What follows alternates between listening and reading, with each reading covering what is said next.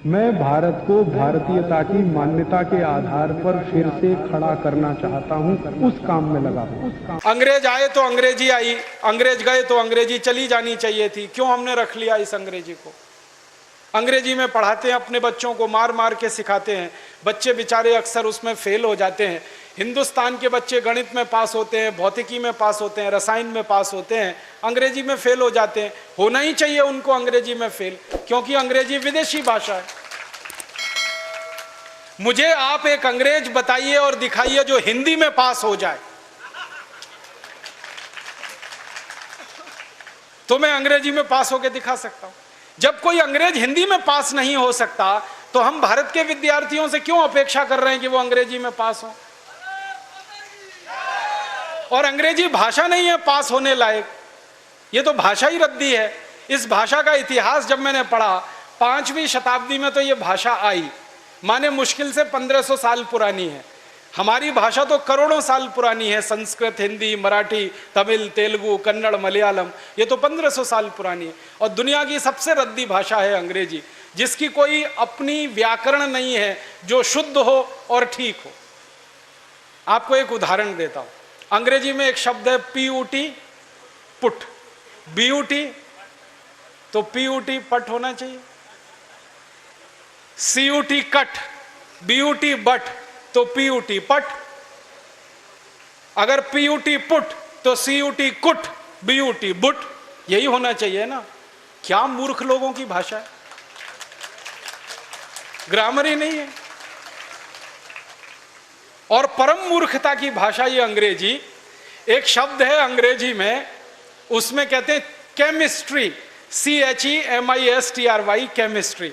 तो यहां पे CH जो है ना का हो गया, ठीक है। तो केमिस्ट्री में CH का हो गया, तो चोपड़ा में कोपड़ा होना चाहिए।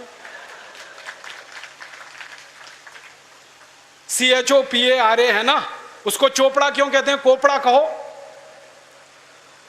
और CHOPARA को चोपड़ा कह रहे हो तो CHEMISTRY को केमिस्ट्री कहो। फिर एक जगह CH का है, एक जगह CH चा है, कुछ समझ में ही नहीं आता। क्या इनका हिसाब किताब है?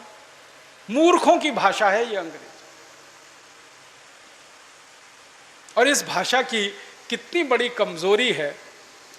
अंग्रेजी में एक शब्द है SUN, माने सन, माने सूरज। अब किसी भी अंग्रेज माई के लाल को मेरी चुनौती है कि इसका दूसरा शब्द अंग्रेजी में से निकाल के लाए। SUN का पर्यायवाची है ही नहीं, लाएंगे कहां से? पूरी अंग्रेजी में सन का पर्यायवाची नहीं है, माने दूसरा शब्द नहीं है जो सूर्य को बता सके।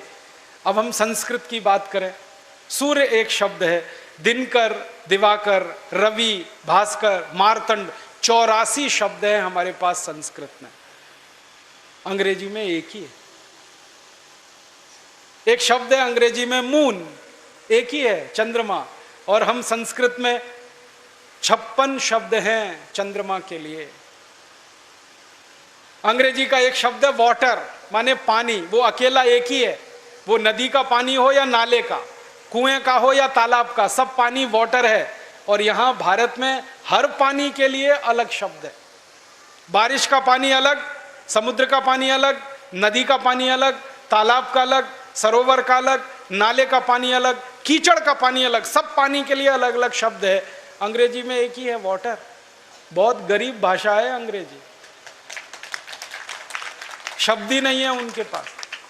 कितने गरीब हैं, चाचा भी अंकल, मामा भी अंकल, मौसा भी अंकल, फूफा भी अंकल, फूफा का फूफा भी अंकल, मौसा का मौसा भी अंकल। कोई शब्द ही नहीं है अंकल के अलावा। और चाची, मामी, मौसी, सब आंटी, कोई दूसरा ही शब्द नहीं है उनके। हम तो मूर्ख लोग इस अंग्रेजी में फंस गए। अकल नहीं हमारी तो मारी गई है। हमारे देश में जो अंग्रेजी पढ़ गए ना, अकल उन्हीं की मारी गई है। जो नहीं पढ़े वो बहुत होशियार।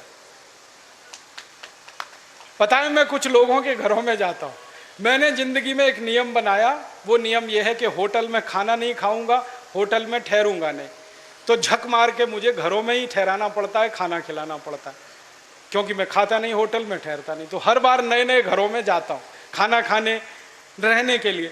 तो अंग्रेजी पढ़े लिखे लोगों के घर में भी जाता हूँ तो वो कैसे मूर्ख दिखाई देते हैं, मुझे उसका उदाहरण बताता हूँ। वो ना तो अंग्रेज है ना तो हिंदुस्तानी है, खिचड़ी है बीच की।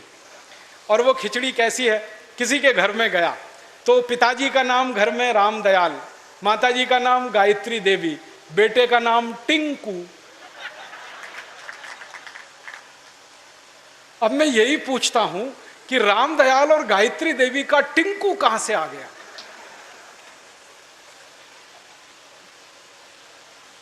फिर मैं उनको पूछता हूं आपको मालूम है टिंकू का अर्थ क्या है? उनको नहीं मालूम, नाम रख लिया बच्चे का टिंकू, अर्थ नहीं मालूम। ऐसे मूर्ख लोग, अर्थ मालूम नहीं, नाम रख लिया टिंकू टिंकू टिंकू। फिर डिक्शनरी खोल के दिखाता हूं उनको। अंग्रेजों की सबसे पुरानी डिक्शनरी है वेबस्टर डिक्शनरी, उसमें टिंकू का अर्थ है आवारा लड़का।